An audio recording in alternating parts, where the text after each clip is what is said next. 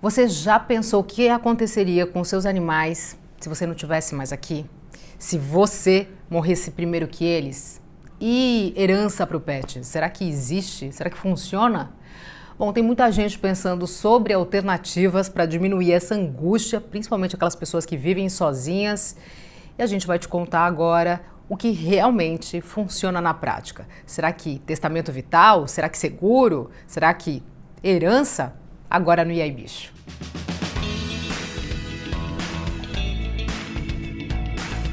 E aí, bicho? Nesse episódio da série especial Despedida Animal, que é um conteúdo exclusivo, original do canal E aí, Bicho, a gente resolveu falar desse tema que é chato de pensar, mas é importante, angustia muita gente, em especial aquelas pessoas que vivem sozinhas. Que é o seguinte, e se o tutor morre primeiro que o bicho? Como garantir os cuidados daquele ser que depende da gente?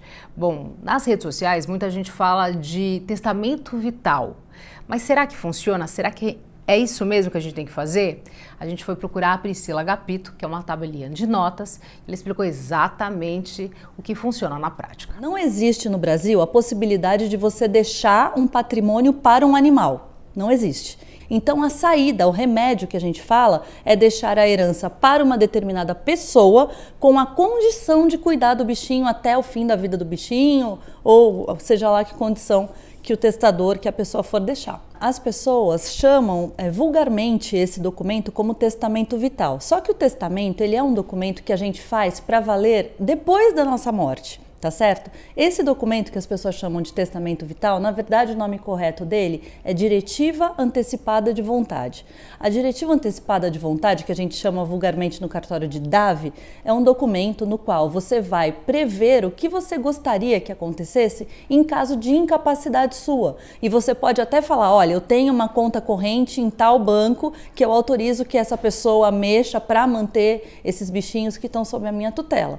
Entendeu? Você só não pode falar nada depois da minha morte. Você vai falar enquanto eu estiver por aqui, entendeu? Para falar qualquer coisa de depois da minha morte, aí você precisa de um testamento mesmo. Por isso que é errado chamar testamento vital.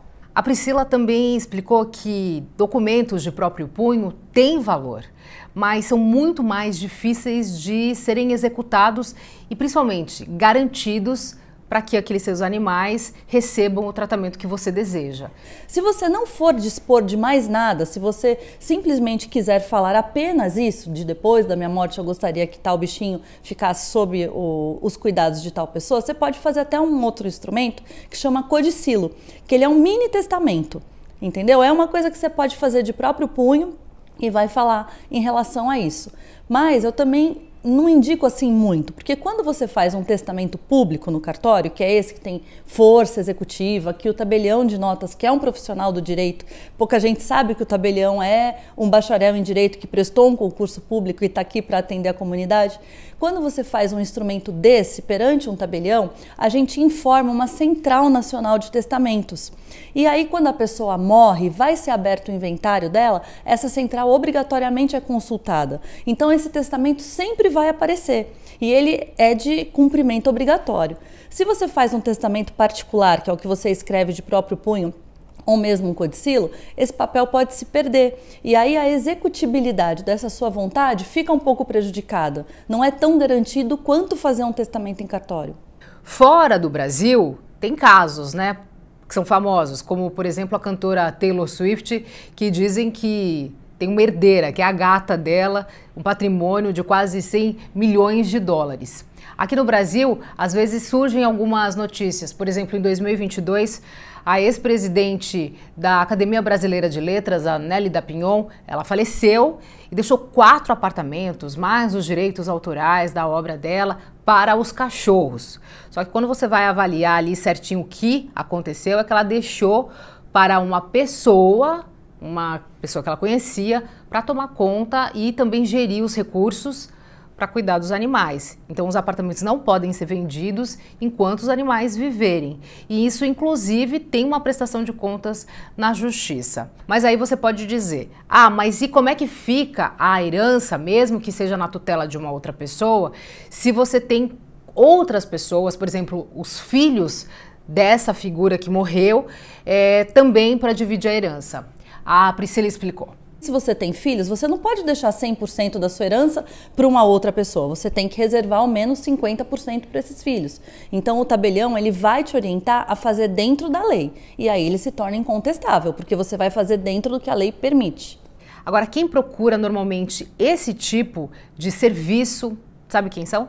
São aqueles que protegem os animais, que tem não só um animal, não é o pai, a mãe de pet, como normalmente se fala. De vez em quando aparece um ou outro, mas segundo a Priscila, quem aparece mesmo são os protetores que não dormem em paz enquanto não conseguirem resolver essa questão. E se eu faltar, quem cuida de todos esses animais? O perfil maior que eu percebo é realmente dos protetores, dos grandes protetores, que tem uma quantidade grande de animais, são esses que procuram a gente para fazer o testamento. E normalmente eles acabam indicando como novos tutores uma ONG, né? Ou às vezes eles já têm essas ONGs fundadas, então eles deixam a herança para uma determinada pessoa para que essa pessoa continue a tocar a ONG que ele já tem. É bem comum isso.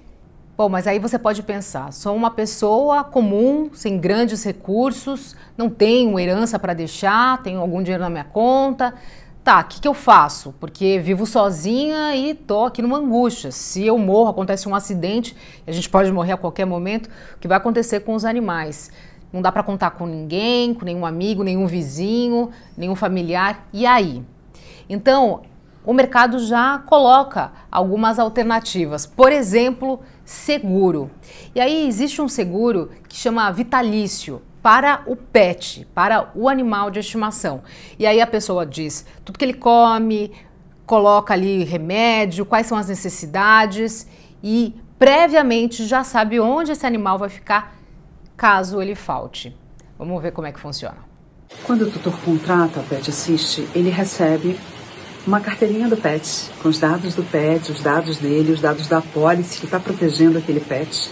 E ele passa a ter acesso ao sistema da Pet Assist, onde ele vai estar colocando todas as informações sobre o pet, desde a alimentação, rotina, comportamento, brinquedos e brincadeiras prediletas, cada detalhe, para que a Pet Assist possa replicar o mesmo cuidado que ele tem com o pet hoje, caso ele venha a faltar. Cada pet tem o seu espaço exclusivo. E ele traz com eles todos os pertences que ele tem. Caminha, bolinha, comedor, uma peça de roupa do tutor que a gente usa na adaptação para o novo lar. Ele vai estar interagindo com outros pets. A nossa base está aberta para visitação, tanto dos tutores quando contratam a Pet Assist, quanto após, caso o pet venha ter a Pet Assist como tutora, os familiares, os amigos do tutor podem ir visitar o pet e acompanhar a vida do pet. Toda suíte tem uma câmera de segurança. Para o tutor substituto temporário, a Pet Assist pode estar enviando fotos e vídeos e ele acompanhar a vida do pet à distância, né? Como ele está sendo cuidado, como ele está sendo tratado.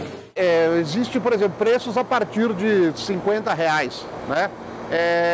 Como um seguro, né? Ela é variável de acordo com a idade da pessoa e a idade do animal. Então, quanto mais nova a pessoa, quanto mais velho o animal, mais barato vai ficando o seguro. E aí, já tinha pensado nisso? É um assunto chato, é delicado, mas importante. Deixa aqui seu comentário. Já tinha conhecimento desse tipo de serviço? Se sim, como foi? O que você já viu? Se fez sentido para alguém? Conta pra gente, compartilha a sua história e também mande esse vídeo para algumas pessoas que podem precisar dessa informação. Tenho certeza que algumas pessoas vão dormir mais aliviadas depois de fazer essa reflexão e indicar alguém para ficar com seus animais numa fatalidade. Até o próximo episódio dessa série especial que a gente está fazendo aqui, que é o Despedida Animal, do canal E aí Bicho. Um beijo, tchau! E aí, bicho?